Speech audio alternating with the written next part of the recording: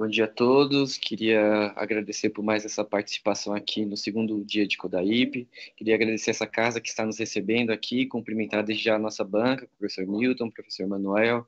Queria agradecer também a oportunidade que o professor Marcos nos dá para reunirmos aqui, tratativa desses temas tão importantes e relevantes para a nossa academia e para o público em geral. Hoje nós iniciamos a partir de agora a mesa 7.3, Criações Intelectuais e Inteligência Artificial, Desafios Legais. A inteligência artificial generativa traz desafios significativos para as criações industriais, especialmente em relação à titularidade e proteção sobre os direitos internacionais e europeus. A falta de um autor humano claro para as inovações geradas pela IA levanta questões sobre a propriedade industrial. É essencial que as legislações se adaptem para definir quem detém os direitos sobre criações feitas por IA, evitando a desmotivação à inovação. Além disso, a análise de dados judiciais é crucial para entender como as disputas de propriedade industrial estão sendo tratadas, informando possíveis reformas.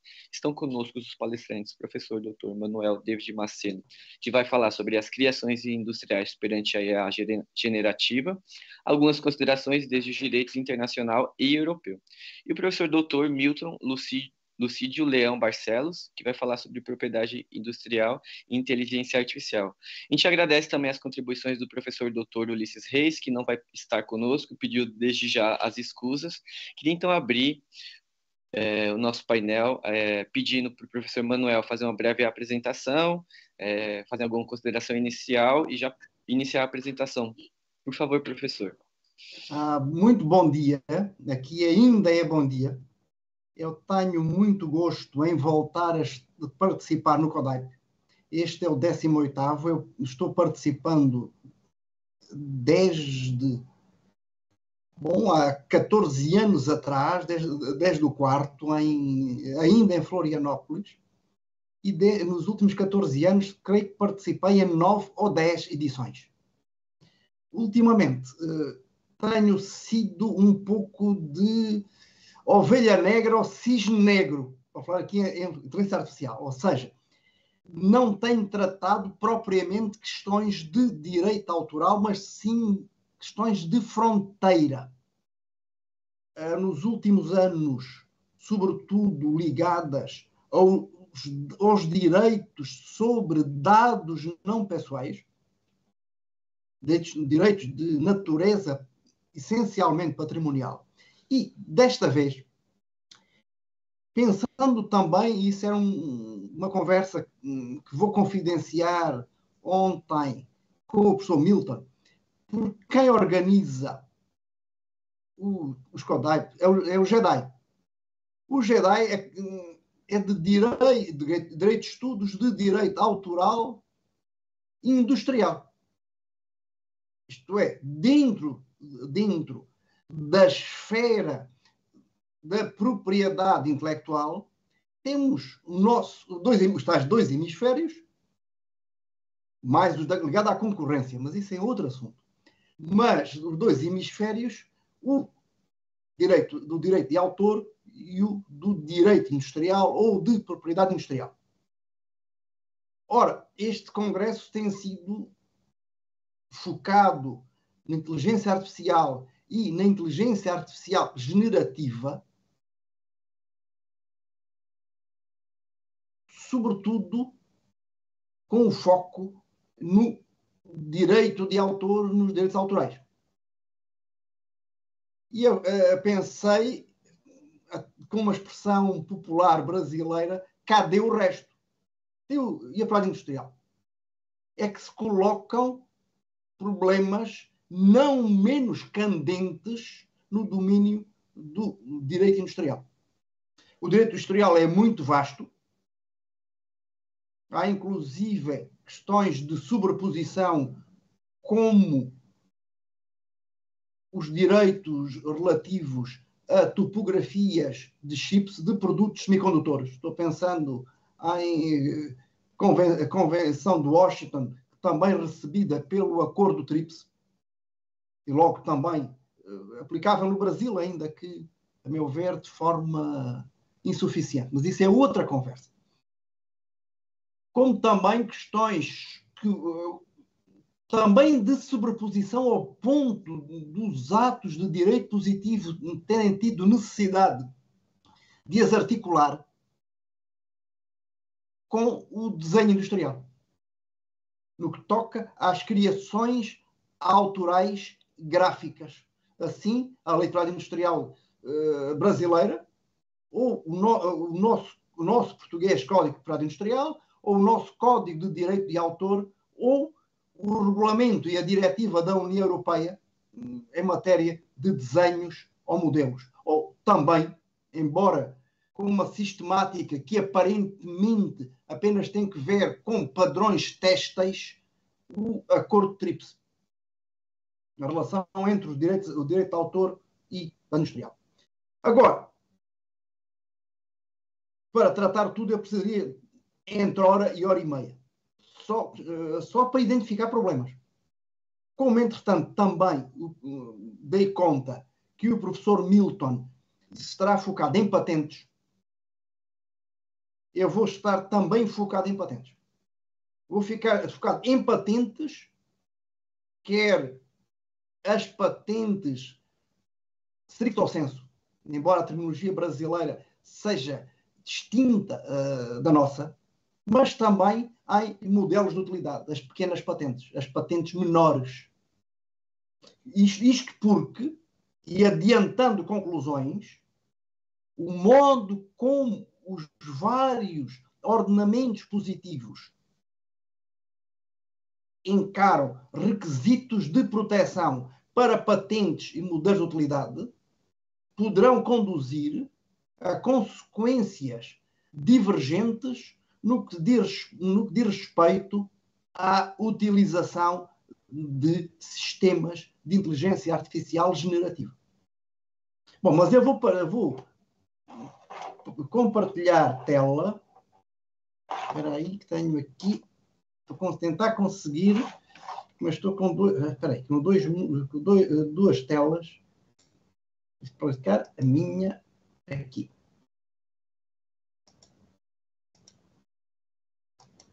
Espero que todos estejam vendo.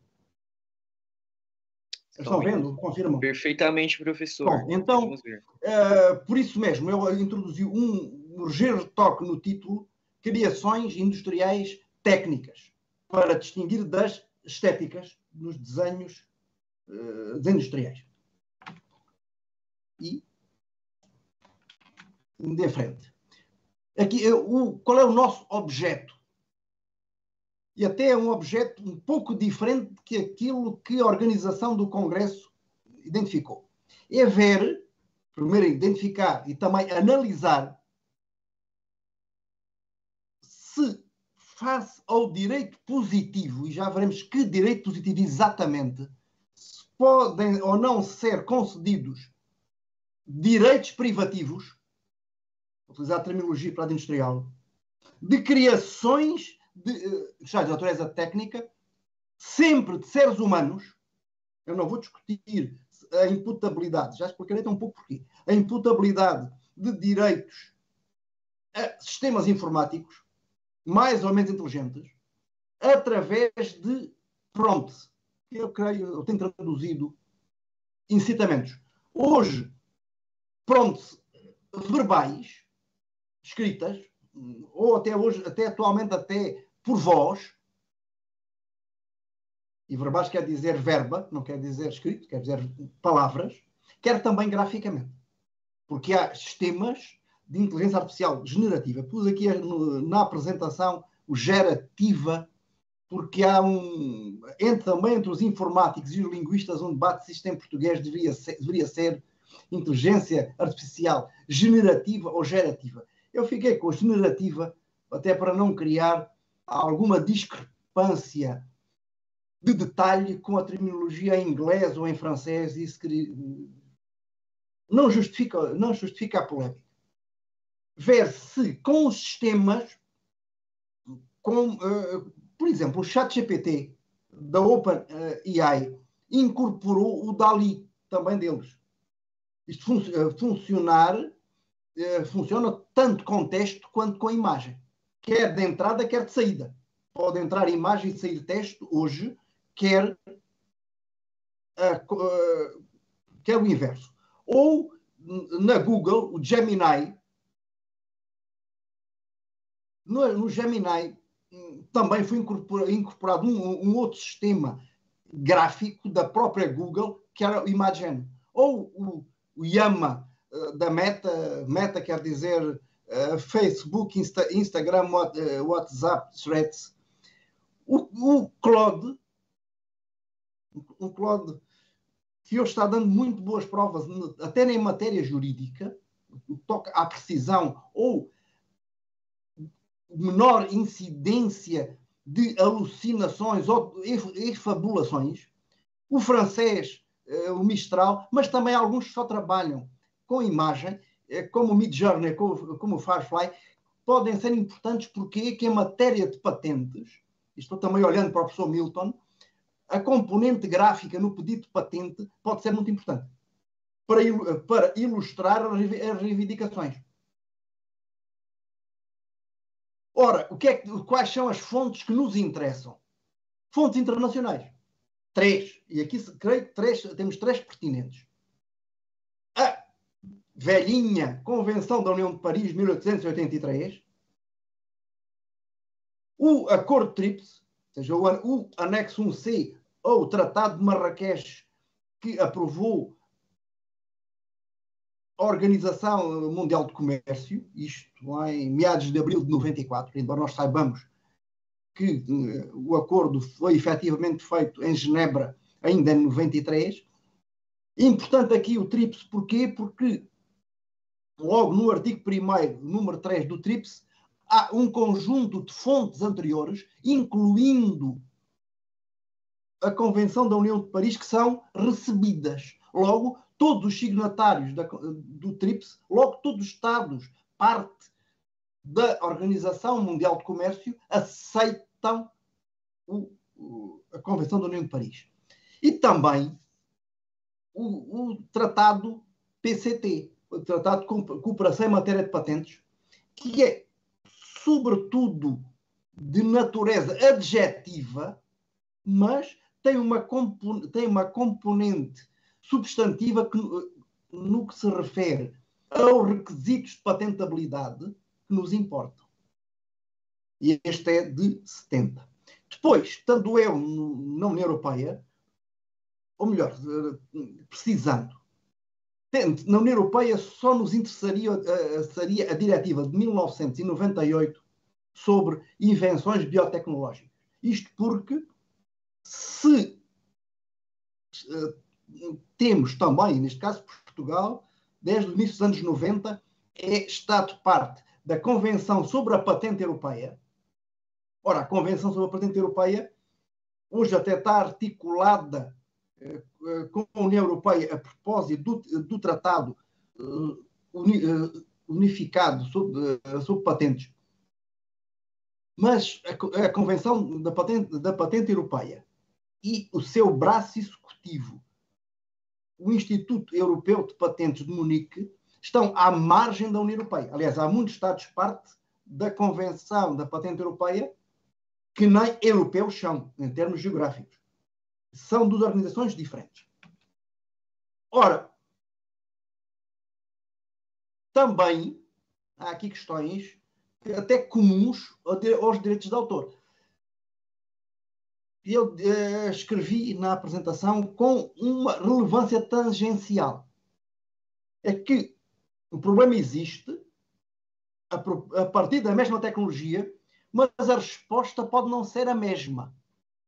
Isso teria que ver com direitos sobre programas de computador e bases de dados que se desenvolvidas para a atuação de inteligência artificial generativa. Sim, porque isto não funciona sem a produção de soluções técnicas a problemas técnicos. Não funciona separada da tecnologia de bases de dados e tecnologia de software que estão protegidos por direitos de autor e não primariamente, dizer assim, de forma prudente, por plano industrial. Mas também há a questão dos métodos de treinamento desses sistemas.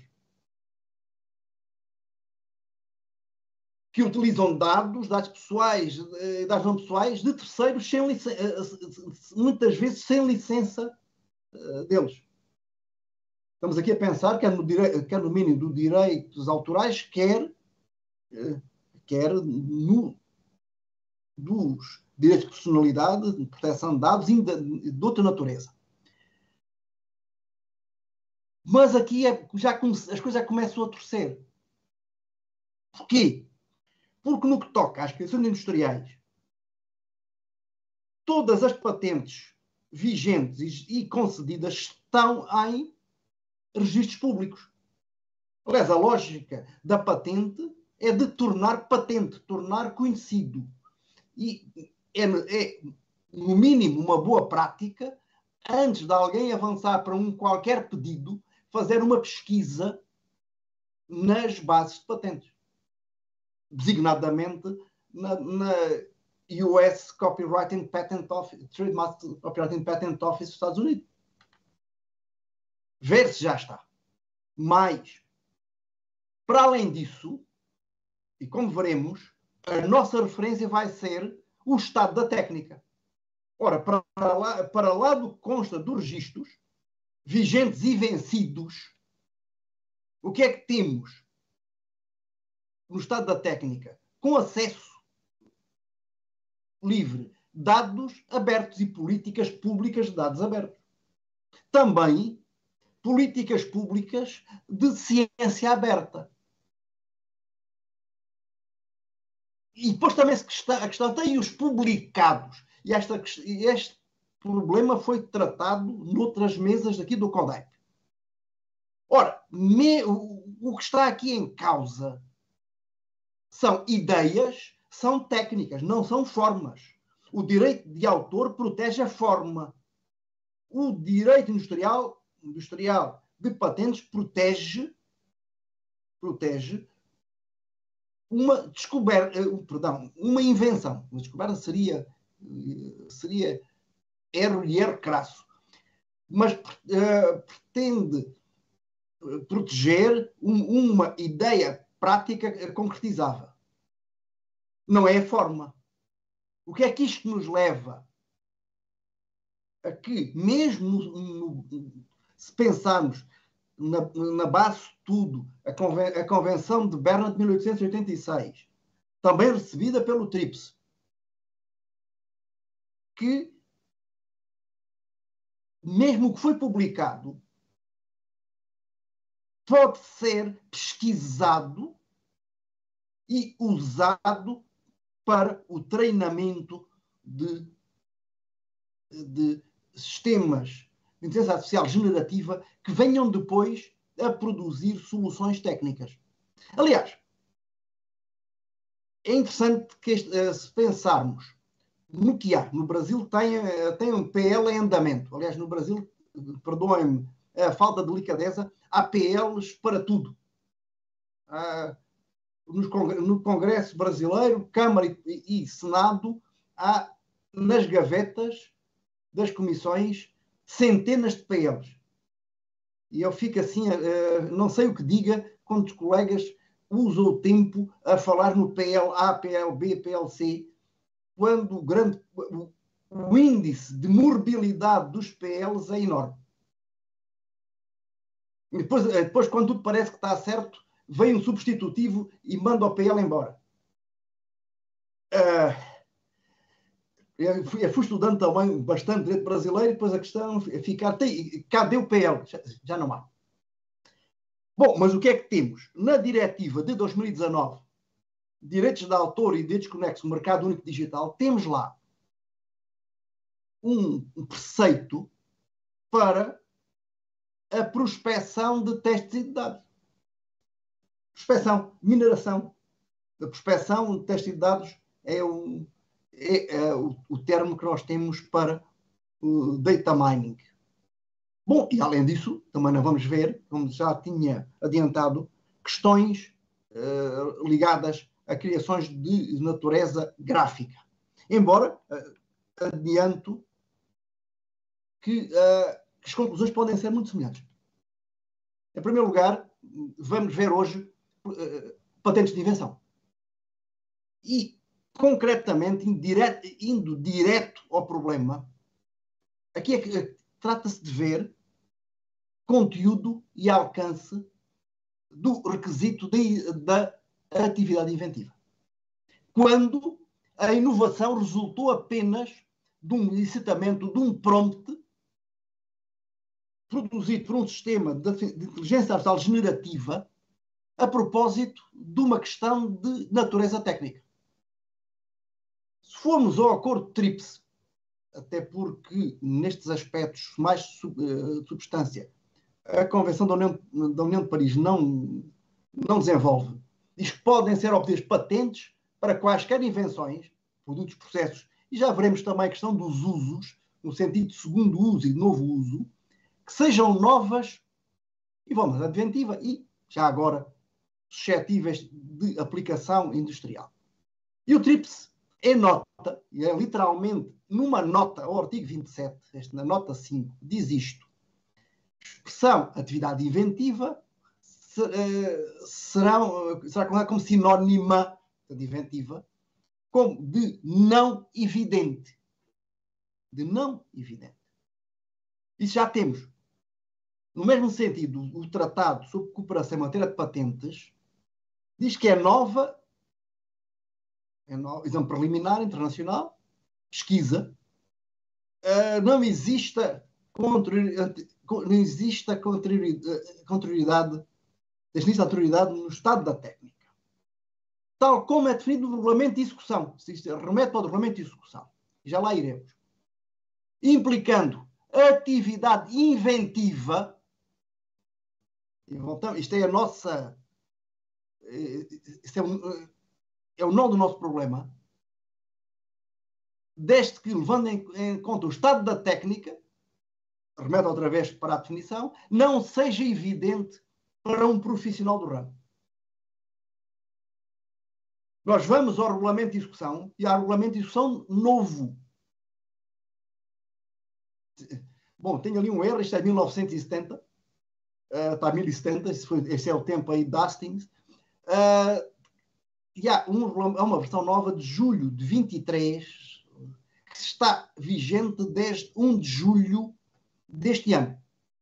Diz o seguinte, neste ponto: abrangerá tudo o que tivesse sido tornado acessível ao público em qualquer parte do mundo, divulgação escrita, inclusive desenhos, ilustrações, voltamos à questão dos desenhos e da imagem, e que possa ajudar a decidir se a invenção é nova ou não, e se ela implica ou não uma atividade inventiva. Isto é, se é evidente ou não. Voltando também, tal como no TRIPS, a ideia da evidência.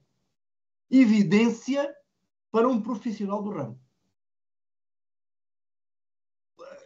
A Convenção sobre a Patente Europeia um pouco mais concreta.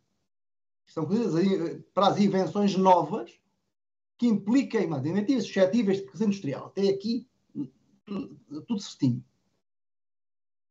Existe atividade inventiva se para um perito da técnica, diz profissional do ramo da técnica, é um pouco mais exigente, não resultar de uma maneira evidente, e isso na versão oficial portuguesa, se formos para a versão em inglês, a lógica é a mesma que temos no TRIPS, que é óbvia do estado da técnica.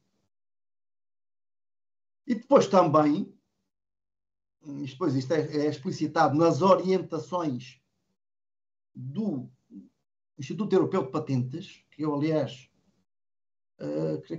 referi antes. Olha, pensem... olha, acho que passei um slide, estava a ver que estava estranho, mas passei um slide. Peço desculpa, isto não vai fazer sentido para quem está a assistir, terá que prestar um pouco mais atenção. Mas dizer que também do texto, creio que temos a atribuir ao professor Marcos Vachowicz, eu diria, bom, a questão de imputação direta de direitos industriais a esses sistemas. Não a pessoas naturais identificadas como criadores. O que implicaria ou atribuição jurídica, ou fazer a imputação a pessoas jurídicas, ou ainda, que isso é outra técnica, a patrimónios autónomos, mas essa possibilidade, no que toca a Convenção da Patente Europeia, foi expressamente afastada, ou seja, de atribuir a não humano, pelas câmaras de recurso do Instituto Europeu de Patentes, nas decisões em 2 processos juntos, processos DABUS, 5 de julho de 22. E isso depois cria... Desculpe interromper. O senhor consegue se encaminhar para o encerramento? O tempo. Eu vou andar, mas como temos um pouquinho de tempo, isso, não tem problema. Eu vou pedir para abusar um pouco. Mas estava a dizer que a questão da identificabilidade, de verdade, hoje é muito debatida, até com questões de marcas de água, no que toca aos direitos autorais. É assim também no novo regulamento de junho de 2024 da União Europeia sobre a inteligência artificial. Mas, antes, as novas orientações para o exame de patentes do Instituto Europeu de Patente, a propósito das patentes implementadas por computador, e ele entende que tudo isto cabe na noção de patente implementada por computador, mas diz explicitamente, inteligência artificial, o que sair de inteligência artificial será uma patente implementada por computador. É preciso identificar qual ou quais algoritmos e quais as bases de dados usadas. Ou seja, o mesmo é dizer que a obrigação de transparência chegou ao direito europeu de patentes antes de entrar, em termos gerais, no direito da União Europeia. Eu peço muita desculpa a todos, mas por erro meu aqui no botão, isto ficou. Bom, e o mesmo em termos de requisitos encontramos na diretiva de 1998 sobre invenções biotecnológicas. Em Portugal, idêntico. Dizer que a versão é nova, se não, no Código Português, no Código Português atual de dezembro de 2018, Código Industrial, não está incluída da técnica e implica a dada inventiva se para um perito na especialidade está de maneira evidente, e voltamos o evidente no estado da técnica. No Brasil, a LPI vem dizer também, no artigo 8º, 11, 12, novidade adventiva, e depois que diz, e que nos importa, a adventiva, que sempre que para um técnico no assunto, pronto, isto não é um pessoal do ramo, não diz um perito, mas é um técnico no assunto, não é um curioso, é um técnico, é um profissional, não decorre de maneira evidente ou óbvia do estado da técnica. E depois diz o que é que se entende por estado da técnica alinhado internacionalmente. Ora, o que é que faz a inteligência artificial generativa nestes casos? Treinada com acesso aos registros de patentes e toda a literatura científica técnica disponível, é dominar o estado da técnica. O que um sistema de IA generativa faz, bem feito, é incorporar todo o estado da técnica. Mais, consegue tornar evidente aquilo que era apenas implícito. Ora, até podemos dizer mais.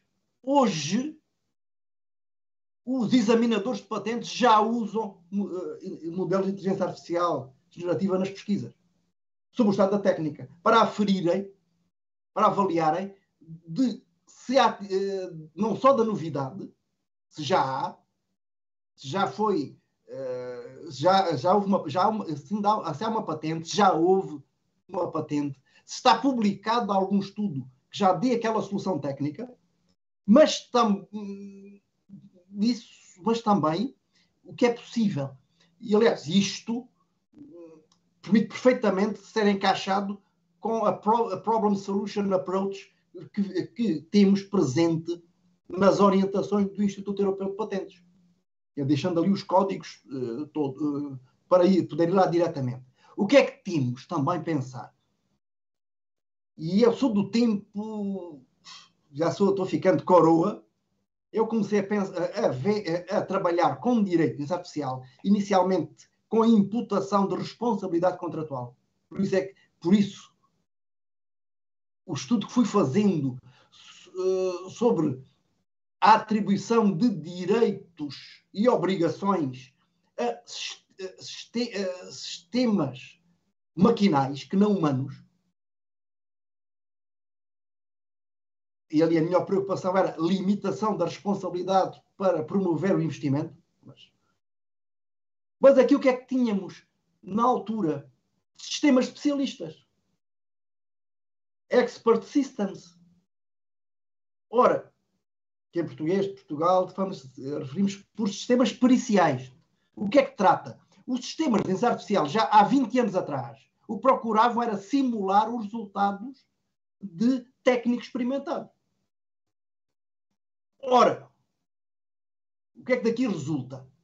Usar a inteligência artificial generativa estende os limites objetivos do estado da técnica, tal como é definido no Regulamento de Execução do PCT, na Convenção Patente Europeia, no Código Português, na Lei Brasileira. E o que é que isso tem como consequência? E eleva, ao mesmo tempo, a exigência no que se refere à atividade inventiva. Ora, hoje, dizendo que a atividade inventiva suscetível de ser patenteada, melhor, a solução ser patenteada, será aquela que não está ao alcance de um sistema de inteligência artificial generativa. Isto levanta problemas. Um deles é a questão das patentes de novo uso ou de segundo uso. Já hoje, sem pensar em termos de inteligência artificial, estudos sistemáticos de substâncias químicas ou farmacológicas querem determinar que podiam ter uma utilização diferente daquela que constava das reivindicações. E nós sabemos que o âmbito de proteção da patente não vai além do reivindicado. O que é, sobretudo, problemático nas patentes de processo. Ora, o que é que temos aqui? Que elas são aceitas pela Convenção de Patente Europeia, explicitamente pelas orientações do Instituto Europeu de Patentes, também expressamente pelo Código Português, não pela lei brasileira, embora uma resolução do INPI de 2017 sobre patentes na área da química, embora esta seja uma fonte interna corporis, admite. Bom, para terminar, modelos de utilidade. A questão coloca-se no modelo de utilidade. Modelos de utilidade são mencionados na Convenção de Paris, no Tratado sobre Cooperação de Patentes, na Convenção de Patente Europeia, no sentido, sobretudo, de, perante uma recusa de patente europeia, ou perspectiva de recusa de patente europeia, um pedido de patente poder ser convertido num pedido de modelo de utilidade nacional sem perder a prioridade, que é essencial na matéria de patentes. Eles vão mencionando, mas não tem regimes. Também na União Europeia também não há. Ou melhor, temos um regime no que toca ao enforcement, sim, porque a diretiva Law Enforcement de 2004 refere expressamente os modelos de utilidade, porque enumera tipos de propriedade intelectual e lá estão, como também um regulamento atual de 2013 na proteção aduaneira. Houve uma proposta de diretiva formulada pela Comissão Europeia, o Executivo, que na União Europeia tem exclusivo de iniciativa legislativa. Os governos de Estados-membros não têm e os deputados do Parlamento Europeu também não. Mas há uma proposta em 97, foi formulada, face às reservas em 99, mas foi retirada em 2006. É que diversos há Estados-membros que não têm. Na altura, por exemplo, o Reino Unido não tem, já saíram, mas a Suécia também não tem, ou o Luxemburgo também não tem sequer de utilidade. Agora, caiu. O que é que temos rapidamente? Na Alemanha, o modelo de utilidade surge na Alemanha em 1936. A lei continua, aliás, foi atualizada pela última vez em 2021 em conjunto com a lei das patentes. Procura aí, existe que se vá além do estado da técnica nos dois casos, mas, e agora para os colegas brasileiros, vejam o que é que isto diz. Diferentemente das patentes que exigem uma atividade inventiva, existe um passo inventivo, ou uma fase inventiva, que seriam diferentes. No entanto, o Tribunal Federal de Justiça, que seria o costume no Brasil, o STJ, numa sentença de 2006, dizer, bom, a atividade inventiva, passo inventivo, seria a mesma coisa. No entanto, como na Alemanha os modelos de utilidade não exigem um exame de substância, o controle é feito pelos contrainteressados, as empresas, para o mercado interno, que se funda basicamente ao mercado interno, multiplicam pedidos de modelo de utilidade. E há uma praxis de aceitar para o modelo de utilidade níveis mais baixos de inventividade.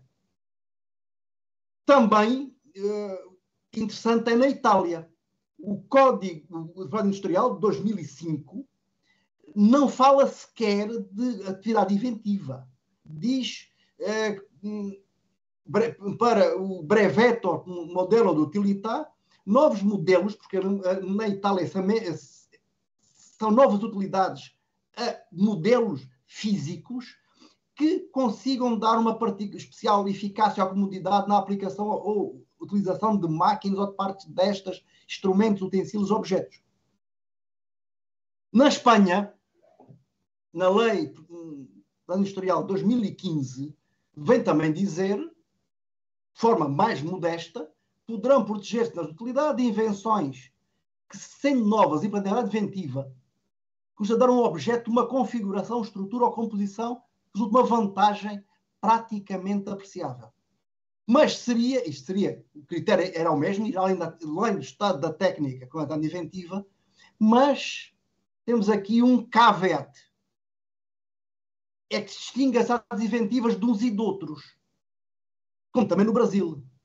A atividade inventiva, passa ao semelhante, se não resultar para as patentes, está de uma maneira evidente para um esperto, para um especialista na matéria. Para um modelo de utilidade, de uma maneira muito evidente. Muito evidente. Ali, tocando o óbvio. Em Portugal, a situação ainda é mais radical. Para as invenções novas existe uma atividade inventiva. Agora, para os modelos de utilidade, temos, desde 2008, porque o Código de 2003 não era claro, a introdução de um ou. Não só para um perito na especialidade, se para um perito está de maneira evidente o estado da técnica, isso é igual ao requisito para as patentes, também se apresentar uma vantagem prática ou técnica para o fabrico e a utilização por todo o processo. Isto é, para além de admitir um dado de processo, o que não acontece noutros ordenamentos, não existe sequer atividade inventiva. Isto só uma vantagem prática ou técnica. No Brasil, artigos 9, 13 e 14, e isto aqui termino, o que é que temos? Patentear na utilidade, o objeto de uso prático, que apresenta uma nova forma envolvendo ato inventivo. E o que é ato inventivo? Diferente da atividade inventiva, para um técnico no assunto não decorra de maneira comum ou vulgar do estado da técnica. Pode decorrer, mas terá que estar, e voltando ao que afirmei antes, poderá estar implícito no estado da técnica, não expresso. Conclusão. Os resultados de identidade artificial generativa podem ser suscetíveis de proteção através do registro de modelos de utilidade. Tal como as fontes estão hoje, o que tem consequências, ou poderá ter consequências de política legislativa. Isto é, podem levar à proliferação de direitos exclusivos, limitando a concorrência, que não resultem de investimentos relevantes de investigação e desenvolvimento. Porque o que justifica, inclusive é para a análise económica do direito, a atribuição do monopólio temporário é o incentivo ao investimento e à pesquisa. Ora, aqui não será isso exatamente que ocorre. Aliás, isto até o mesmo creio eu que se pode pensar relativamente aos desenhos industriais, que se exige caráter singular ou originalidade, pensar na diretiva no Regulamento da União Europeia e na lei portuguesa, e originalidade no Código TRIPS e na lei brasileira. Apenas com uma pensar na lei brasileira com uma configuração visual distintiva. Ou seja, não exige uma criatividade humana tal como a lei para a intelectual faz.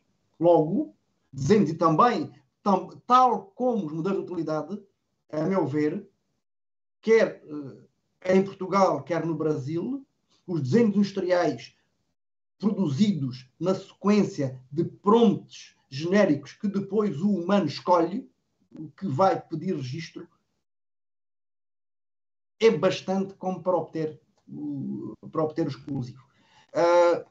Terminando, eu já sabia que se eu sou um chato, impenitente, prolixo, agradeço muito a vossa paciência. Muito obrigado. Muito obrigado, professor. Grande assunto que conseguimos tratar aqui. Queria também conversar um pouquinho com a nossa audiência, pedir que quem tiver dúvidas, comentários, quiser contribuir de alguma forma com o trabalho de hoje, pode escrever aqui no chat, que a gente vai ter um tempo final rapidamente para conseguir tratar. E desde já, dar as boas-vindas, reforçar nossos agradecimentos ao professor Manuel, dar as boas-vindas aqui ao professor Milton, pedir para o professor Milton se apresentar e iniciar a apresentação do trabalho, por favor. Obrigado, professores. Bom dia a todos, é um prazer estar aqui com vocês. Peço inicialmente desculpas por estar falando do lobby do hotel. Estou em viagem, uma viagem de férias aqui com a família, então pode ter algum barulho que venha atrapalhar um pouco. Então, desde já, peço desculpas a vocês por estar nesse ambiente público aqui, que se assemelha um pouco a um auditório, mas a um auditório sem muita educação, digamos assim, porque eu vou estar rodeado de pessoas transitando aqui no lobby do hotel. Então, antecipo meu pedido de desculpas. Queria agradecer de antemão o convite do professor Dr. Marcos Wachovics, da professora também Ângela Kreschmann, querida professora Ângela Kreschmann, que eu tenho um carinho imenso por ela e que faz parte desse grupo maravilhoso de pesquisadores vinculados à Universidade Federal do Paraná, ao qual estendo também ao nosso carinhoso, talentoso moderador, mediador, debatedor, eu coloco nessa posição, professor Guilherme Nunes, é um prazer estar aqui ao seu lado também, muito me honra estar aqui consigo. E, especialmente, minha saudação ao professor Manuel Davi Rodrigues Maceno. Eu sempre tive um sonho, entre vários sonhos, né, de estar entre grandes especialistas na área de propriedade intelectual e também, especialmente, na área de patentes. E o professor Manuel Davi é internacionalmente conhecido pela sua qualidade, pela sua sobriedade. Então, a gente está num dia de realização de sonhos, professor. É isso? É isso aí, estamos que todos legal. juntos. Então, é um grande prazer, professor Manuel, estar ao seu lado e uma enorme responsabilidade falar após a sua fala, que foi muito clara, muito profunda ao mesmo tempo, e conseguiu sintetizar vários princípios dentro do sistema de patentes que orbitam a questão da atividade inventiva e agora nesse desafio da contemporaneidade, que é a inteligência artificial. Então, um grande prazer, uma honra estar aqui nessa mesa. O professor Manuel, ele trouxe diversas provocações. Eu sempre entendo elas como provocações para a sociedade, né? Por quê? Porque nós sempre somos colocados a reboque, né? A tecnologia vem e o sistema de patentes tem que se adequar à nova tecnologia que se coloca para o ser humano resolver da melhor forma que entender, da melhor forma possível, em termos de definição de regramentos que interessem à sociedade. Acho que o ponto focal aqui é qual sistema de patentes a sociedade deseja e que vá melhor se adequar aos desejos sociais de evolução, de aprimoramento da técnica e, do ponto de vista, como o professor Manuel destacou, né, de um utilitarismo, qual seria, né, a melhor forma de proteção do sistema de patentes que atinja tanto a natureza do sistema quanto aos objetivos que nós pretendemos alcançar com esse sistema de patentes. Eu falo no âmbito nacional, mas também do âmbito regional e do âmbito mundial. Então, a gente acaba tendo essa questão que, como bem destacado pelo professor William Fischer, nós tivemos lá no início do sistema de patentes um movimento de expansão das patentes, ou seja, passou-se a jogar para dentro do sistema de patentes, historicamente, né, me refiro aí século XVIII e XIX, de um movimento de expansão do sistema. Tudo era patenteável. Everything is patentable under the sun, né? A velha frase da Suprema Corte dos Estados Unidos. Posteriormente, nós vivemos um momento de harmonização internacional, ou seja, a Convenção da União de Paris, veio agora mais recentemente o TRIPS, e nós tivemos essa grande harmonização e quase que uma planificação com o TRIPS dos requisitos de patenteabilidade, da obrigatoriedade dos países à concessão de patentes. E mais atualmente estamos vendo, nos excedemos enquanto reguladores do sistema. Estamos prevendo patentes para muitas coisas. Vamos olhar realmente o que deve ser privilegiável, o que deve ser passível de proteção pelo sistema de patentes. Então, estamos vivendo, e hoje é o momento atual, né, vivemos um momento de contração. É um momento em que nós passamos a dizer nem tudo é patenteável, vamos com calma, vamos olhar os requisitos de patenteabilidade. E isso, nesse desafio, entra uma nova tecnologia, né, que se chama inteligência artificial generativa, e aqui nós estamos fazendo um recorte na inteligência artificial para que aquela que é a mais avançada no momento que nós conhecemos, né, que é a inteligência artificial generativa. Tendo esse desafio e entendendo que nós vivemos uma contração, eu vou dizer para vocês que o professor Manuel já tratou muito bem da atividade inventiva, e eu gosto muito das provocações da biotecnologia e das invenções implementadas por computador ou através de computador, que é o prenúncio da inteligência artificial. Então, essa regulamentação serve muito para nós entendermos melhor como devemos regular também as tecnologias implementadas ou criadas ou geradas por inteligência artificial. Por quê? Porque a gente tem esses requisitos de novidade, atividade inventiva e aplicação industrial. Eu sou um defensor tradicional, há muito tempo, de que há um quarto requisito e não condição de patenteabilidade. E eu acredito que ela é muito mal colocada como condição de patenteabilidade, mas eu entendo como requisito de patenteabilidade, que se chama suficiência descritiva. Então, para mim, nós temos 4 requisitos de patenteabilidade, e não 3 requisitos de patenteabilidade mais condições de patenteabilidade. Não, temos 4 requisitos de patenteabilidade, na minha visão. Sou muito vencido quando eu falo que é um requisito, mas entendo como requisito por quê? Porque ele não é passível de modificação. Uma vez apresentado o pedido de patente, eu não posso agregar suficiência descritiva. Eu posso agregar clareza e melhor definição. São conceitos diferentes. Eu não posso agregar suficiência descritiva. Portanto, penso eu que tratarei com vocês agora de um requisito de patenteabilidade chamado suficiência descritiva, tá? É nisso que eu me proponho, sob o ponto de vista da inteligência artificial e tendo algumas nuances da questão ética, e que nós vamos ver um pouquinho rapidamente na apresentação que eu vou trazer aqui para vocês, como eles se relacionam e como isso é importante para que nós não venhamos a permitir uma nova possibilidade de expansão da proteção por patentes não desejada pela sociedade, e que o sistema de patentes ele sirva efetivamente para as funções que ele é desenhado. Então, eu vou compartilhar com vocês a minha tela e alguns slides que eu preparei para que a gente possa conversar rapidamente e a gente possa ter um espaço também aí para debate com vocês. Deixa eu só colocar em modo apresentação e vamos lá. Então,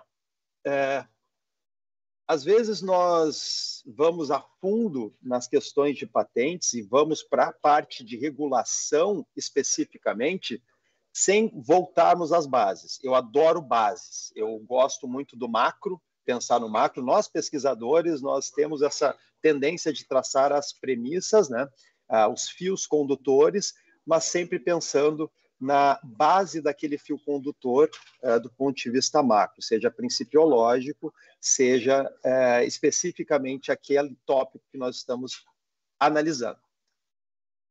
Bom, todo sistema de patentes tem uma razão para existir, razões para existir e objetivos a cumprir. Então, eu existo enquanto sistema de patentes, seja qual teoria da propriedade intelectual de base nós queremos adotar, seja a teoria utilitarista do plano social, teoria de direito natural, que nós sabemos já vencidas há muito tempo, mas que são importantes serem lembradas, né, que a teoria da personalidade, teoria do trabalho, são bases que nós podemos beber para justificar, para dizer que, olha, o sistema de patentes existe por causa disso, e por isso que ele é importante para a sociedade. Pois bem, nós temos essas bases, e depois nós temos os objetivos que o sistema de patentes visa atingir. Um desses objetivos tem relação direta com a suficiência descritiva.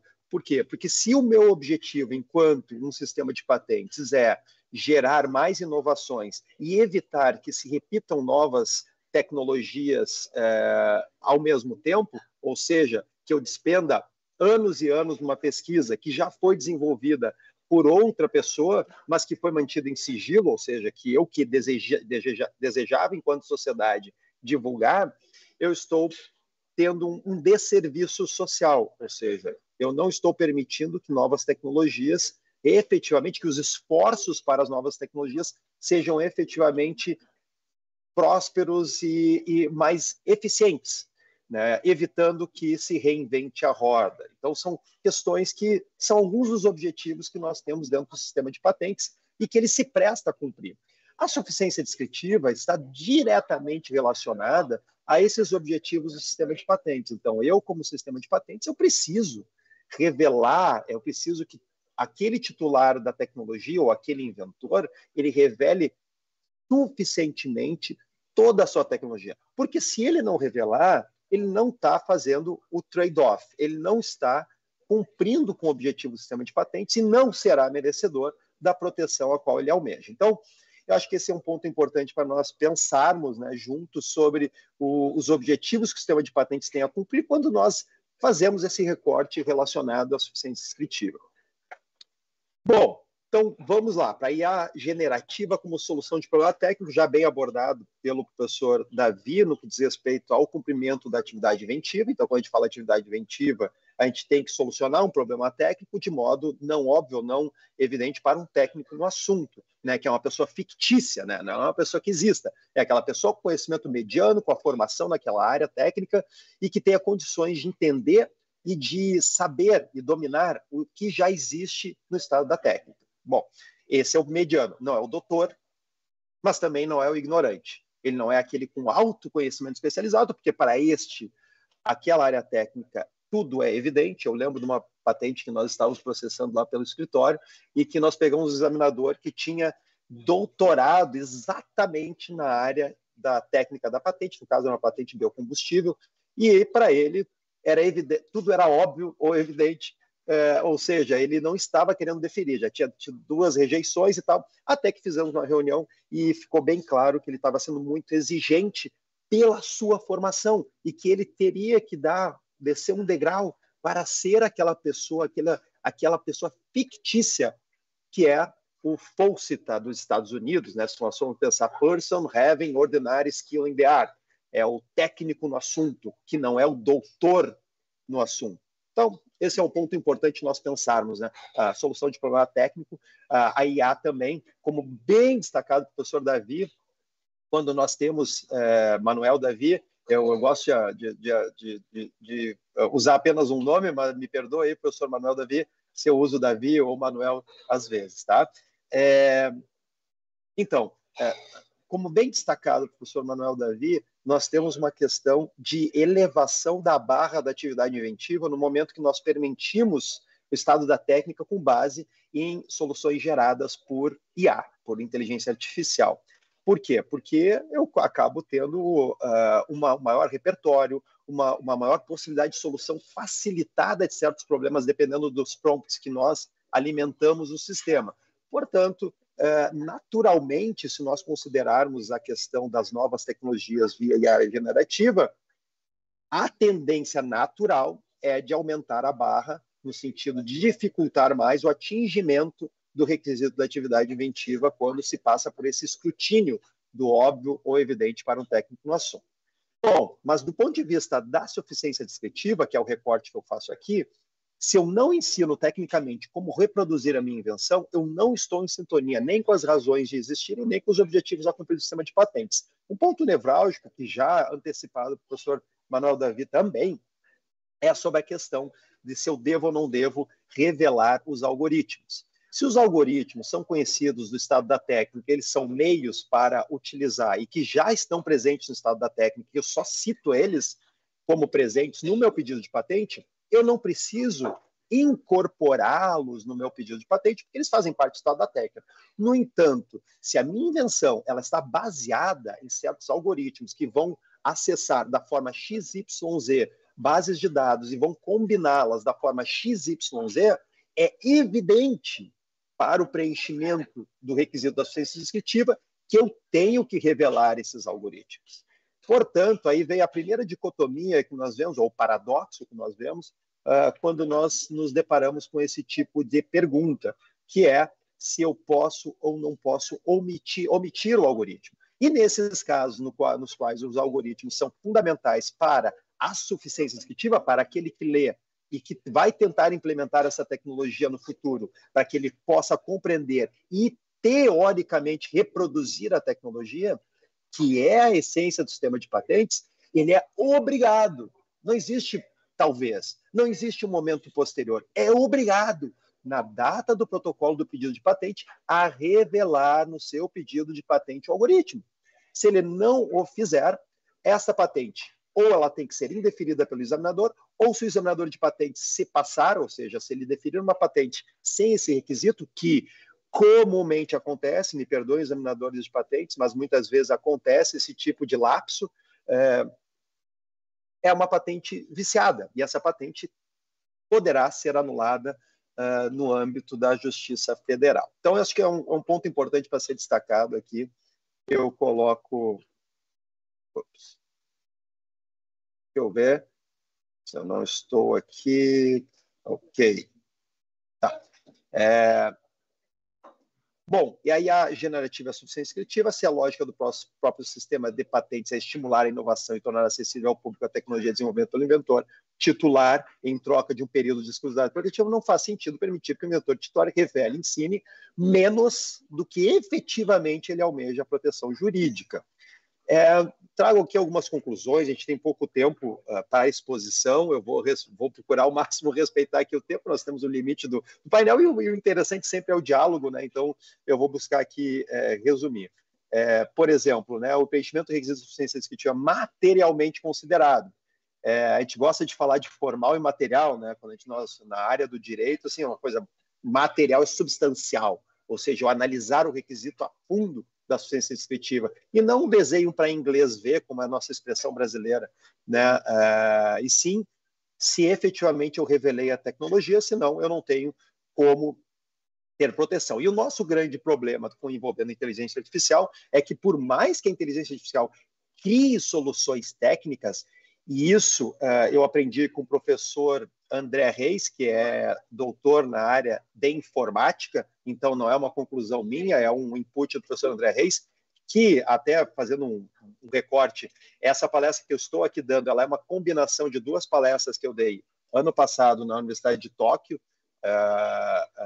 no âmbito do Congresso da Olha TRIP, que o vídeo de hoje... e a outra que foi esse ano, que eu venho tratando de patentes de inteligência artificial já há mais de 2 anos, e mais um artigo publicado sobre o assunto no livro da professora Márcia Fernandes, que foi em 2023, mas também na Itália, em Roma, no outro congresso da TRIP, no qual eu me dediquei mais à inteligência artificial e questões éticas. Mas esse é um compilado dessas pesquisas que eu venho realizando nos últimos 2 anos. Então, portanto, quando eu falo sobre essa questão de que a inteligência artificial ela tem dificuldade de explicar como inteligência artificial, chegou naquela solução de problema técnico, talvez eu encontre uma dificuldade na hora da suficiência descritiva, se não houver a participação humana.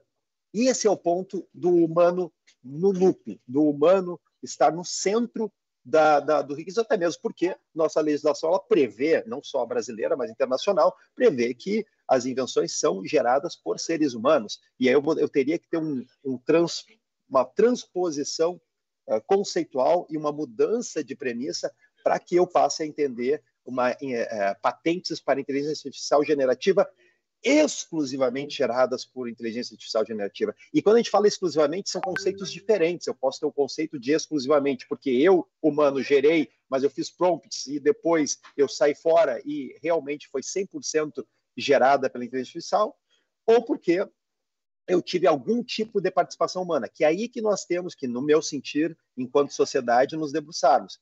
Qual é a quantidade de participação humana suficiente para gerar a possibilidade de eu entrar dentro do sistema de patentes com essa minha possibilidade de obter essa exclusividade temporal sobre determinada tecnologia. Então, a participação do ser humano no processo de explicação técnica no pedido de patente, que a gente chama do humano tutor, digamos assim, né?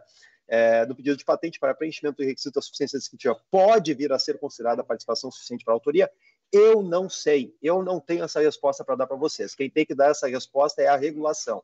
A minha questão é muito mais de pensar em alternativas que o sistema de patentes entenda como racionais para a própria lógica do sistema de patentes. E é aí que eu acabo me debruçando na minha área de pesquisa, tá? Manter o ser humano como parte do processo de justificação de uma patente é essencial. Legisladores ou o judiciário, e aqui eu faço outro recorte num livro excepcional, escrito pelo muito recentemente falecido professor Dan Burke, juntamente com o professor Mark Lemlin, que se chama Patent Crisis and How the Courts Can Solve It. Ou seja, os tribunais estão melhor aparelhados para resolver os desafios postos no sistema do que o próprio judiciário ou, no nosso caso brasileiro, o INPI. Então, quem vai dar a última palavra não vai ser o legislativo e não vai ser o INPI, vai ser o judiciário. Porque é tão rápida a mudança, é tão necessária essa nova interpretação, que acaba sendo o judiciário o melhor aparelhado, isso de acordo com o professor Dan Burke e o professor Mark Lemlin, numa realidade estadunidense, mas eu acredito que nós podemos pensar nessa realidade também no âmbito brasileiro, ou seja, como nós precisamos de um judiciário bem equipado para fazer esse tipo de interpretação. O progresso é inevitável e a inteligência artificial faz e fará parte indelével dele.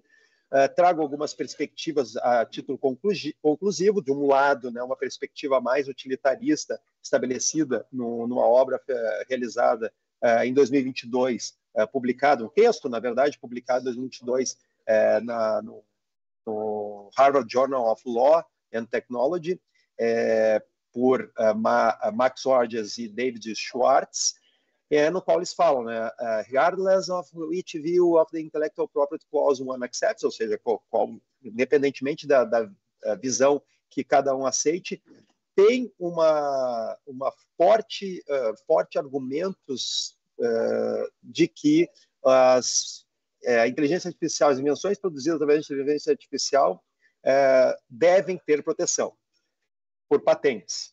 Ou seja, a tendência da visão da Suprema Corte dos Estados Unidos ao se aproximar, ao interpretar o direito de patentes, é uma visão utilitária e, portanto, a tendência é de que vá prevalecer a visão de que sim, IA generativa e que gere soluções para problemas técnicos vai ser patenteável no âmbito estadunidense.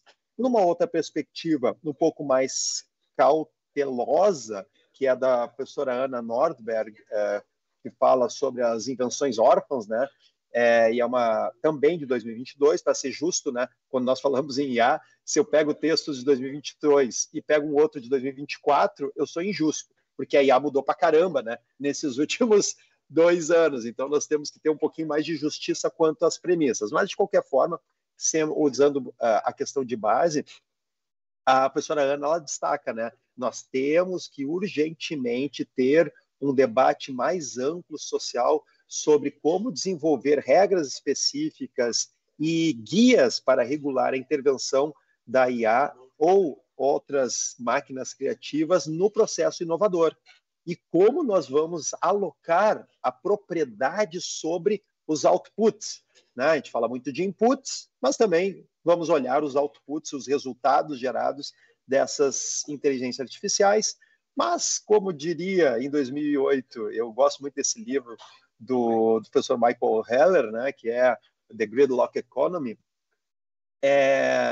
se lá atrás ele via de um outro jeito, o PP não marcou formato, o gol, né, mas fez um golaço. que, Estava 1-0 pro Porto quando ele disputou uma bola com o Pedro Amaral do Estoril. O lateral ganhou o primeiro duelo, mas sentiu a posterior e desabou na grande área. O PP, ao invés de aproveitar a lesão do adversário, deu uma aula de fair play, parando o que certamente seria um ataque promissor. Os jogadores do Estoril e a própria torcida do Porto aplaudiram o espírito esportivo do brasileiro, que 4 minutos depois foi recompensado por esse erro no recuo do zagueiro. Raramente acontece, mas foi assim que o PP não marcou o gol, mas fez um golaço. Estava 1-0 pro Porto quando ele disputou uma bola com o Pedro Amaral do Estoril. O lateral ganhou o primeiro duelo, mas sentiu a posterior e desabou na grande área. O PP, ao invés de aproveitar a lesão do adversário, deu uma aula de fair play, parando o que certamente seria um ataque promissor. Os jogadores do Estoril e a própria torcida do Porto aplaudiram o espírito esportivo do brasileiro, que 4 minutos depois foi recompensado por esse erro no recuo do zagueiro. Raramente acontece, mas foi assim que o PP não marcou o gol, mas fez um golaço. Específico, ou seja, dependendo do que eu for alimentar a minha inteligência artificial, é o resultado que eu vou ter. Então, certos cuidados de manter o humano dentro do loop e entendendo essa regulação, nós vamos ter, possivelmente, uma elevação dos aspectos positivos e, aí sim, patentes que são interessantes para a sociedade e que têm a participação direta da inteligência artificial.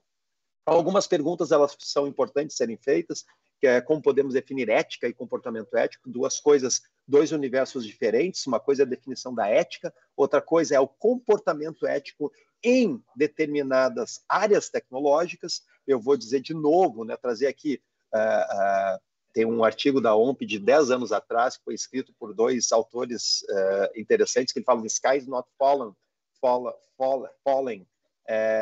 que eles falam sobre a questão dos problemas de várias tecnologias envolvendo smartphones, e aí eles falam toda aquela coisa intrincada de diversos proprietários, e no final eles dizem, olha, isso não vai inviabilizar o sistema de patentes, é algo natural e se resolve, seja através das ações judiciais, seja através de acordos, seja através de transferência de tecnologia e de licenciamentos cruzados, mas são coisas passíveis de solução. Da mesma forma, a gente consegue entender o comportamento ético em determinadas áreas tecnológicas. Na biotecnologia, nós tivemos um problema que teve que ser inovado no sistema de patentes, que é a criação do depósito de material biológico. Isso não existia no sistema de patentes, teve que ser criado para aquela tecnologia específica. Quando nós debatemos na década de 70, 80 sobre como protegeríamos os softwares, bom, tivemos que equiparar software à obra literária. Olha que absurdo que nós fizemos do ponto de vista de transposição e de equiparação.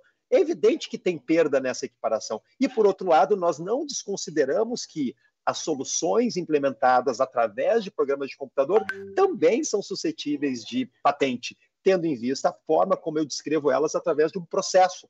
ou método, e não efetivamente o código-fonte. Então, vejam como a gente teve que fazer adaptações no sistema de patentes para essas novas e desafiadoras tecnologias que, no passado recente, passaram a nos desafiar. Portanto, a inteligência artificial generativa é mais um desafio para o sistema de patentes que eu tenho absoluta certeza já está sendo, entre aspas, já está sendo, que eu estou usando né, esse tempo verbal justamente porque ainda são muitos desafios, mas eu tenho absoluta certeza que será cumprido através de uma regulação eficiente. E que tipo de ética estamos falando quando nos referimos ao sistema de patentes? Podemos frear ou limitar o desenvolvimento técnico da IA? Me parece que não. O sistema de patentes está preparado para invenções envolvendo, criadas ou implementadas através de IA. E, por fim, algumas conclusões que eu chego aqui, que a regulação e legislação específica deverá definir o quanto, e isso para mim é o mais importante, o quanto de participação do humano tutor é suficiente, necessária para preencher o requisito humano caracterizador da base do sistema de patentes.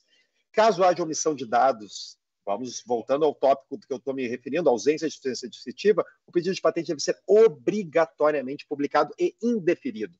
Não há conserto para insuficiência descritiva. Vou repetir, não há conserto para insuficiência descritiva num curso de pedido de patente.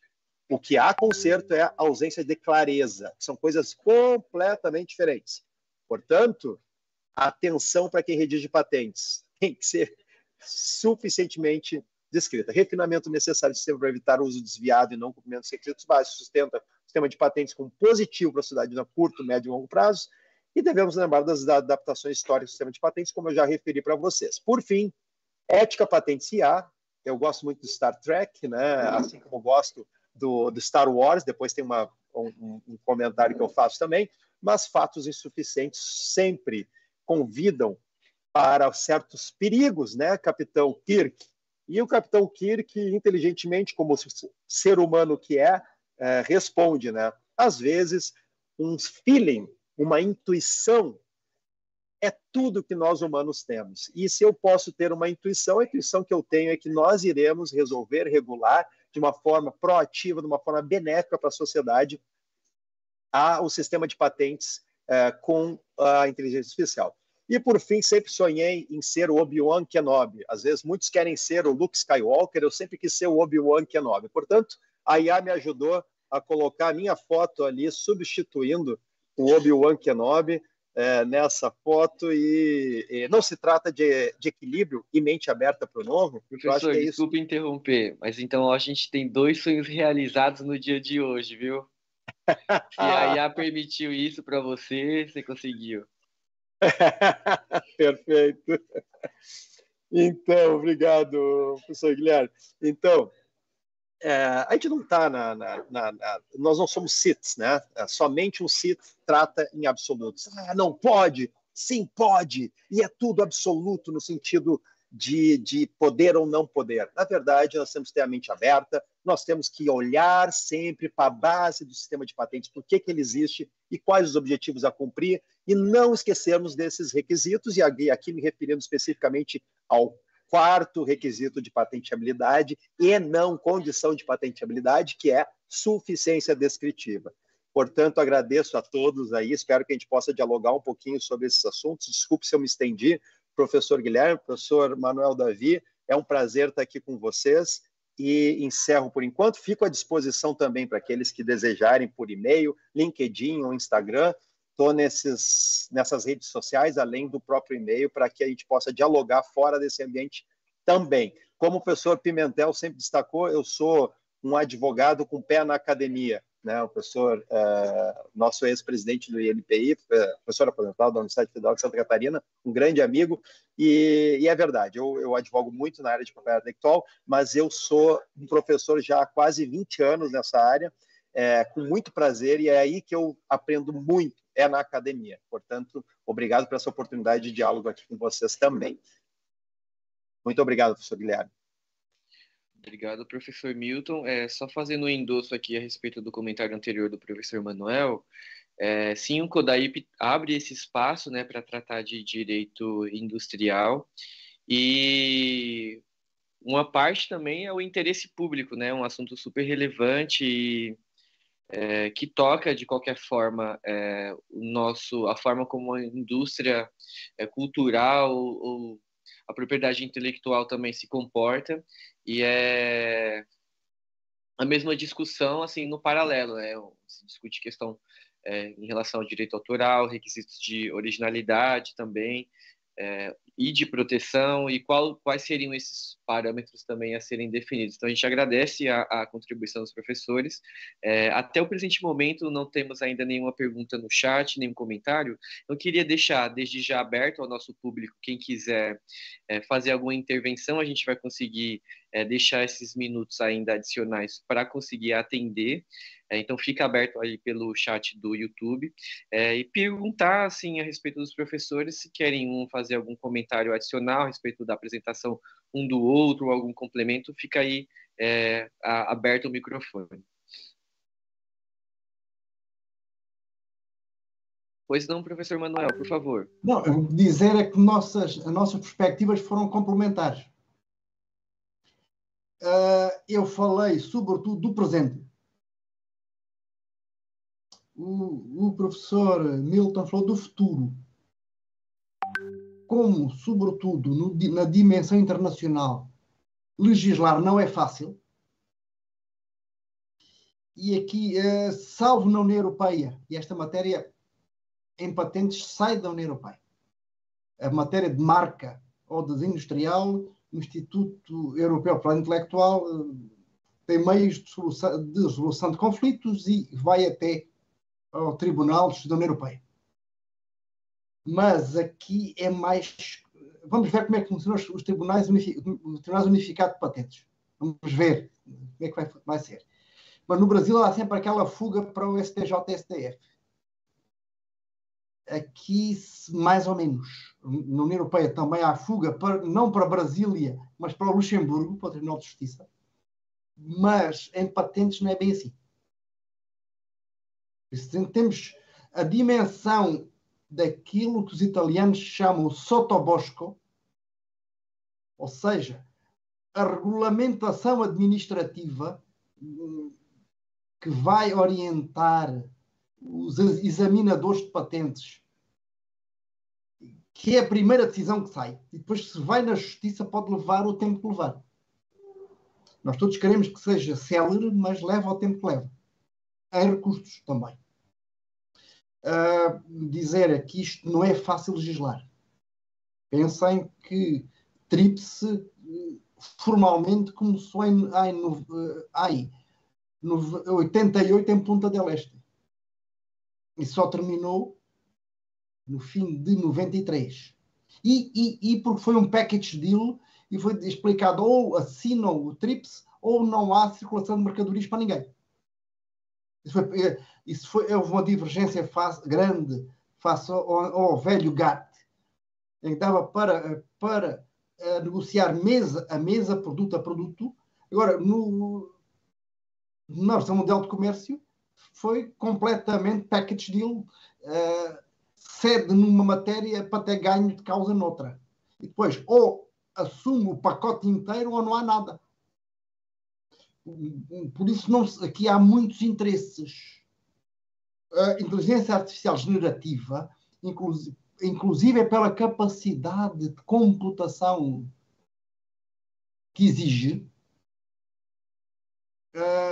e de energia, não está ao alcance das rodas dos países. A própria União Europeia está avançando em sistemas de nuvem suficientemente grandes para fazer correr a IA generativa. No Brasil, não sei quando haverá, para além de projetos e de políticas públicas. O que é que isso significa? Que há a possibilidade real, a partir dos Estados Unidos e da China, de ocuparem espaço. Ocuparem espaço, sobretudo, Milton diz que sim, mas sobretudo no que só vai um pouquinho além do óbvio, que seria os modelos de utilidade, onde eles existem, e também os industriais. Não, pensar no Brasil, a China é Estado de parte do seu modelo de comércio. Logo está dentro do sistema da CUP. Logo, também regime de proteção nacional. Se chegar uma empresa chinesa e pedir 5.000 modelos de utilidade do INPI, se preencher os requisitos todos, inclusive da suficiência, o INPI tem que conceder para o mercado brasileiro. E quase literalmente pode abafar concorrência. Pois cada um, só um pouquinho mais, que diz, não, isso já está registado. Não, os alemães têm feito isso no mercado interno com os modelos de utilidade. Na utilidade tem o problema. Os temas, como não há uma harmonização internacional, não há instrumento internacional nem harmonização. O resultado, cada Estado tem o seu modelo. O português é parecido ao brasileiro, mas não é muito parecido. O português é diferente, é muito parecido ao italiano no nível de exigência, mas já não é parecido ao italiano porque nós até processos admite. Pois não admite biotecnologia, nem químicos, nem farmacêuticos, mas ou que eu tive um paper o mês passado, preparações alimentares. Não é alimentos, então vai até a questão da culinária ligada ao turismo e na confeitaria, que é um setor económico importante, nas novidades. Mas que o nosso sistema só admite para patente, leia-se para um nível de exigência mais elevado e não vou mudar de utilidade. Mas, só para dizer, ilustrando, que no que toca na utilidade, que são invenções, no Brasil patenteáveis também, de modo um bocadinho diferente da patente, o tal ato inventivo versus a inventiva, mas estão à mercê da IA generativa. Porquê? Porque podem ser obtidos por um técnico. Perfeitamente. E é aquilo que entende, vai um pouquinho além do que um técnico competente é capaz de fazer. E atenção, uma coisa que talvez não tenha ficado clara com o professor Milton. Uma coisa é a questão da suficiência para implementar a invenção. Sim, tem que constar do pedido de patente. O técnico competente, não tem que ser brilhante, não tem que ter doutorado na área, tem que ser um técnico competente, vê o descritivo da patente, vê os desenhos técnicos e é capaz de executar. Outra coisa é a atividade inventiva, que vai para lá disso. Ou melhor, ele será capaz de executar depois de saber. Mas não seria, em termos de obviedade, capaz de o fazer sem saber antes o conteúdo do pedido. E acho que estamos de acordo, professor Milton. Temos técnicos. Aliás, isto não é muito opinativo daquela questão de... Aí até mais cai a questão do achismo. Não, aqui não é achismo, isto é técnico. Ponto. Excelente, professor. Muito obrigado. Queria pedir, então, para o senhor fechar a sua fala e te dar a oportunidade. Fecho, dizer aqui isto que eu tive o máximo gosto. Quero também ouvi-lo. Porque não é fácil ter a oportunidade de debater com colegas tão competentes em termos técnicos como o professor Milton. Obrigado. Obrigado a ele, ao professor Marcos, à nossa queridíssima amiga Ângela, há quase 15 anos atrás. Até já publicámos coisas juntos. Legal, professor. Muito obrigado. Professor Milton, você gostaria de responder aos comentários e fazer algum acréscimo? Eu só gostaria de, para finalizar, agradecer muito ao professor Manuel, porque todos os inputs que ele trouxe, e aí trazendo os inputs para a realidade do dia a dia, e não falando de inteligência artificial, mas na expressão corriqueira de inputs, muito obrigado, professor Manuel. Eu aprendi com a sua fala, né, a comparação relacionada a atividade inventiva em modelo de utilidade, que na verdade é para nós ato inventivo.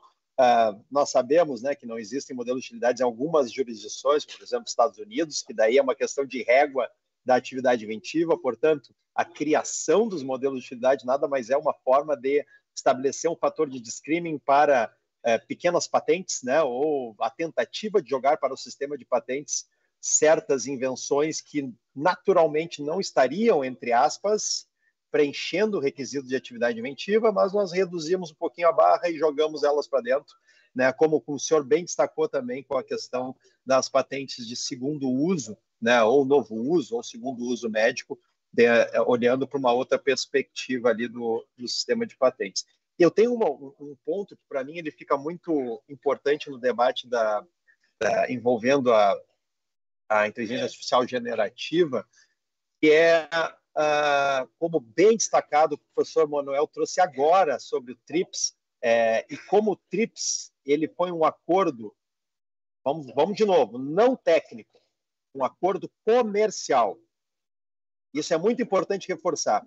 O TRIPS ele é um acordo de imposição de interesses, no qual o Brasil e outros países, como a Índia, tiveram que negociar como puderam no âmbito internacional para ter algum benefício. No caso brasileiro, tivemos benefícios na área da agricultura, que ficaram muito claros no trade-off no TRIPS. Se eles foram suficientes ou não, eu acredito que nós não fomos tão felizes quanto desejaríamos enquanto país, porque, por outro lado, nós fomos obrigados a estabelecer um fator de discriminação completamente louco, no meu sentido, completamente louco para a política nacional, ou seja, não interessante para o sistema brasileiro, mas isso se mostra no longo prazo, não se mostra no curto nem no médio, né? No longo prazo nós estamos vendo isso, né? Que é a efetiva necessidade de conceder patentes em todas as áreas tecnológicas, previsto no artigo 27 do Acordo TRIPS, no qual nós negociamos, assinamos, aderimos e somos obrigados.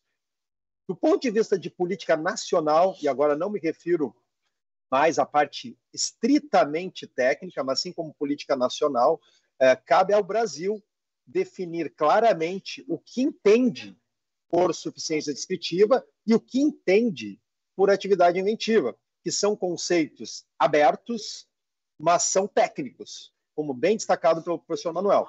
Eles são conceitos técnicos, ou seja, no momento que eu estabeleço como atingir a atividade inventiva, eu tenho que seguir esse requisito de atividade inventiva. No momento que eu estabeleço o que é suficiência descritiva, eu tenho que seguir.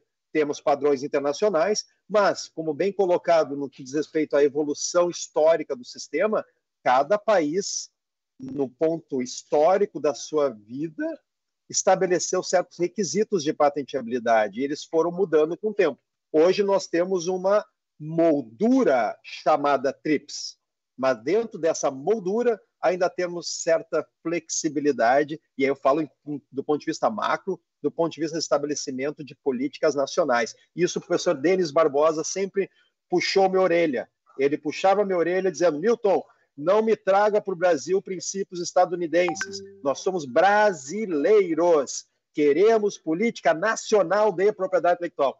E eu, arrepiado que estou agora, por lembrar o professor Denis, um carinho enorme que eu tenho por ele, pelo professor Marcos, que é um grande, Pedro Marcos Nunes Barbosa, que é um grande amigo, e faço essa homenagem aqui para que a gente sempre pense a propriedade industrial, no caso que nós estamos falando aqui, a patentes, num ponto de vista nacional, do ponto de vista brasileiro.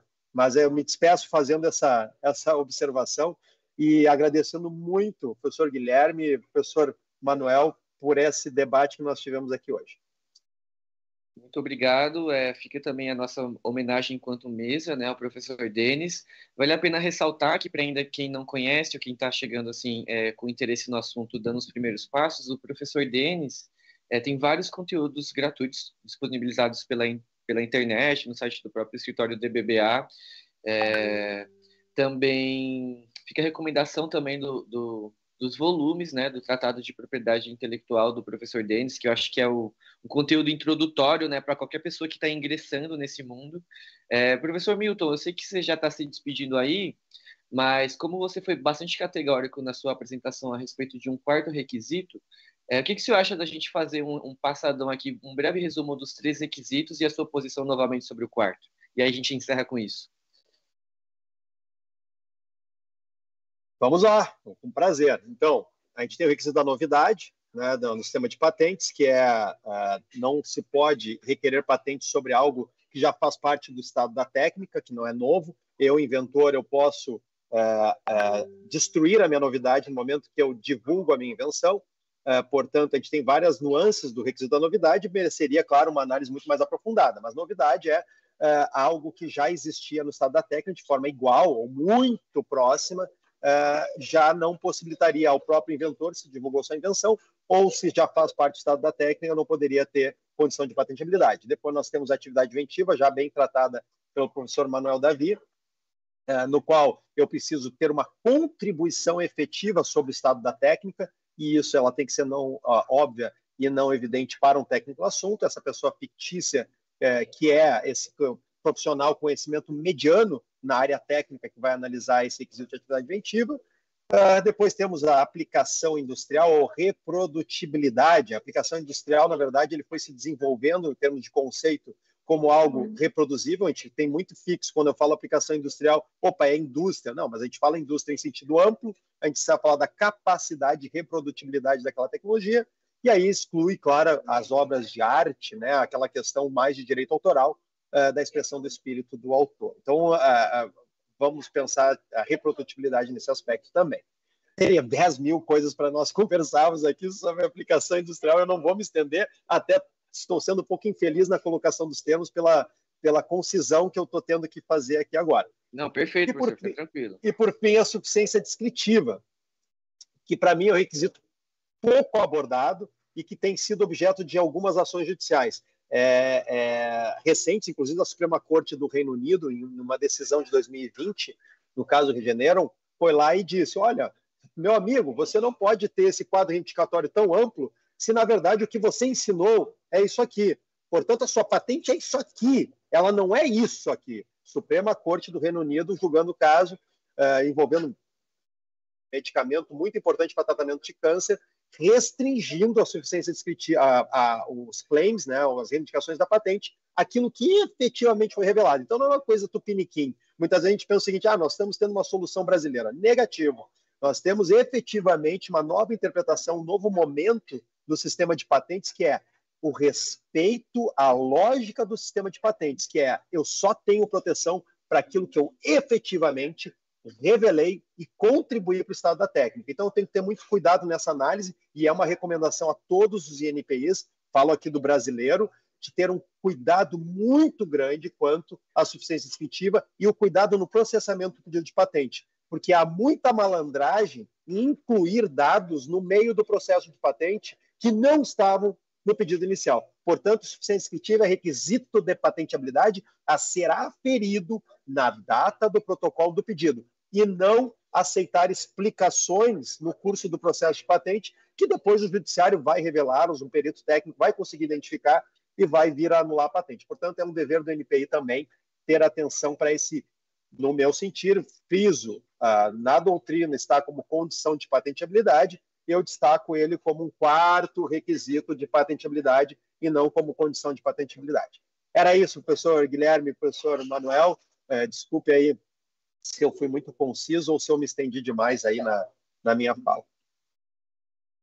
Perfeito, professor. Muito obrigado. Então, a gente dá como encerrado, só fazendo um reforço aqui do comentário que rolou no chat. A Jaqueline Sangala falou, exatamente, somos brasileiros, a política deve ser própria. Em que pese o professor Manuel não é brasileiro, é português, mas fica um abraço aí para a nação portuguesa, então estamos juntos aí nessa tentativa de... Não, aqui os brasileiros sem ser brasileiros, mas o mercado é global. O mercado é global. Obrigado, então, a gente declara como encerrada a nossa mesa 7.3, com alegria, né, conseguimos aí realizar os sonhos do professor Milton.